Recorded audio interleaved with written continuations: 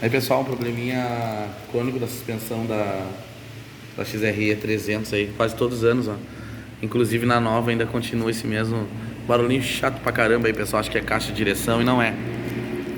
A gente conserta aí com 5 pila, ó. Rolamentinho, né? Na cidade é difícil conseguir uma arruela grande, né? Então a gente usa essa parte da blindagem do rolamento, que é metálica e emborrachada ao mesmo tempo, tá? Coloca o tucho e usa essa arruelinha aí, cara, para o barulho assim, ó.